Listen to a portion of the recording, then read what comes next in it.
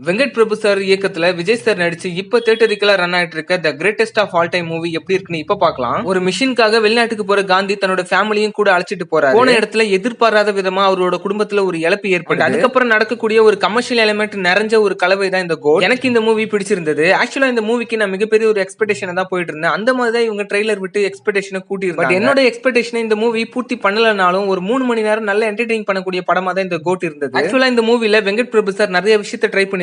அது பாக்குறதுக்கு சூப்பராவும் work out ஆயிருக்கு. நிறைய சர்ப்ரைஸ் எலிமெண்ட் வச்சது இந்த மூவியை இன்னும் என்ஜாய் பண்ணி பாக்குறதுக்கு உறுதுணையா இருந்துச்சுன்னு சொல்லலாம். ஓப்பனிங்ல வர அந்த மிஷின் காட்சி அண்ட் இன்டர்வல்ல வர அந்த ட்விஸ்ட் அண்ட் கிளைமாக்ஸ்ல வர ஃபைட் சீன்ஸ் எல்லாமே நல்லா சூப்பரா இருந்துச்சு. இந்த மூவில இருக்கக்கூடிய ஒரு சின்ன நெகட்டிவ் என்னன்னு பாத்தீங்கன்னா வில்லனோட ரோல்னு சொல்லலாம். அவ்வளவு ஸ்ட்ராங்கா இல்ல. அண்ட் சாங்ஸும் கொஞ்சம் இறைச்சல உண்டாக்குனாலும் பட் பிஜிஎம்ஸ் சூப்பராவே இருந்தது. ஃபர்ஸ்ட் ஹாஃப்ல வர ஹியூமர் கலந்த சீக்வன்ஸ்க்கு எல்லாமே யுவன் சங்கரோட பிஜிஎம் நல்லாவே ஹெல்ப் பண்ணிருக்கு. டுவர்ட்ஸ் படத்துல ஒரு கேமியோ ரோலும் இருக்கு. அது உங்களுக்கு கண்டிப்பா சர்ப்ரைஸ் பண்ணும். இந்த கோட் மூவில மிகப்பெரிய ஹைலைட்டா பாக்குறது என்னன்னு பாத்தீங்கன்னா விஜயகாந்த் சார் ஏஐ மூலமா கொண்டு வந்ததும் அண்ட் சின்ன வயசு விஜய் நடிச்ச அந்த கேரக்டரோட பெர்ஃபார்மன்ஸ் தான் வேற லெவல்ல இருந்தது. பர்சனலாவே எனக்கு இந்த டிஐஜி விஜயோட ஆக்டிங் ரொம்பவே பிடிச்சிருந்தது. அண்ட் கூட நடிச்ச எல்லாருமே அவங்களோட பெர்ஃபார்மன்ஸ் நீட்டாவே கொடுத்திருந்தாங்க. சோ உங்ககிட்ட டைம் பிளஸ் மணி இருந்ததுன்னா கண்டிப்பா தியேட்டரிக்கலா வாட்ச் பண்றதுக்கு ஒரு ஒர்த்தான மூவி தான் இந்த கோட். மிஸ் பண்ணிடாதீங்க, ட்ரை பண்ணுங்க.